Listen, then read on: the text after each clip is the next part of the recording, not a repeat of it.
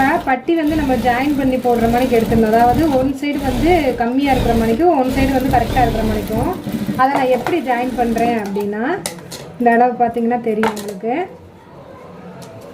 ரெண்டு பக்கமும் வசம் மாறாமல் இப்போ எப்படி எடுத்து போட்டிருக்கேன்னு பாருங்கள். அதாவது இந்த பக்கம் வந்து நமக்கு கம்மியாக இருக்கா, இந்த பீஸ் வந்து உள் பக்கமாக போகிற மாதிரிக்கு இப்படி நம்ம தைக்கும் போது அது வந்து உள் பக்கமாக போயிடும். நமக்கு இந்த கிளாத் வந்து அது மறைச்சிக்கிடும். எப்படினாலும் நம்ம உள்ள ஒரு கிளாத் கொடுத்து தான் நம்ம பட்டி ஜாயின் பண்ணுவோம். அப்படிங்கும்போது இந்த மாதிரிக்கு உங்களுக்கு வந்துச்சு. இதில் நீங்கள் ஜாயின் பண்ணி கொடுக்குறதா இருந்தால் கொடுத்துக்கோங்க. இல்லாட்டி என்ன செய்யணும், நம்ம இந்த இடத்துல கார்னரில் லைட்டாக துணி கொடுக்கணும்னாலும் கொடுத்துக்கோங்க. இல்லை இது அப்படியே நம்ம உள்ளே போடுறது தான். அப்படிங்கும்போது நமக்கு கரெக்டாக தான் வரும். இப்போ நம்ம ப்ளவுஸ் கிளாத்தை மேலே வச்சுட்டு அதுக்கு மேலே நான் அந்த பீஸை ரெண்டு கரெக்டாக இப்படி ஆப்போசிட் வச்சு என்ன செஞ்சுருக்கேன், மேலே வச்சு தைச்சி இப்படி அடித்து திருப்பி இப்போ அமுக்கடி போட்டிருக்கேன்.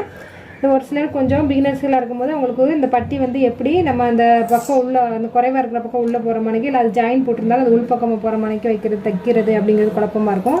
அதுக்காண்டியே தான் இப்போ எப்பயும் போல் எல்லாம் நம்ம தைச்சி முடிச்சாச்சு. கீழே ஒரு அடி அடிச்சிட்டோம்னா நமக்கு அந்த பட்டி பீஸ் வந்து ரெடி ஆயிடும்.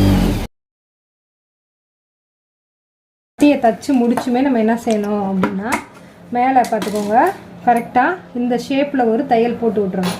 தையல் போட்டு விட்டிங்கன்னா உங்களுக்கு அந்த இடம் வந்து விலகாமல் கரெக்டாக நல்லா ஸ்டிஃபாக இருக்கும். உங்களுக்கு ப்ளவுஸில் கிராஸ் பட்டியும் அதுவும் அட்டாச் பண்ணும்போது உங்களுக்கு அந்த இடம் வந்து கரெக்டாக சீட் ஆகும்.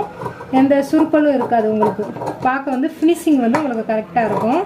இதெல்லாம் கட் பண்ணி விட்டுட்டு இது ஃப்ரண்ட் சைடு அப்படிங்கிற அடையாளத்துக்கு மார்க் பண்ணி விட்டுட்டிங்கன்னா உங்களுக்கு பட்டி பீஸ் வந்து பெர்ஃபெக்டாக ரெடி ஆயிடுது. இதான் ஃப்ரெண்ட்ஸ் பட்டி. இதே மணிக்கு இன்னொரு பக்கம் தைச்சிடலாம். இப்போ நமக்கு ரெண்டு பக்கமும் கரெக்டாக ஃப்ரண்ட்டு ஒன்று போல் வர்ற மணிக்கு நமக்கு பட்டி ரெடி ஆயிடுச்சு. இப்படி தான் வந்து நம்ம பட்டி வந்து ரெடி பண்ணணும். Okay, thank you.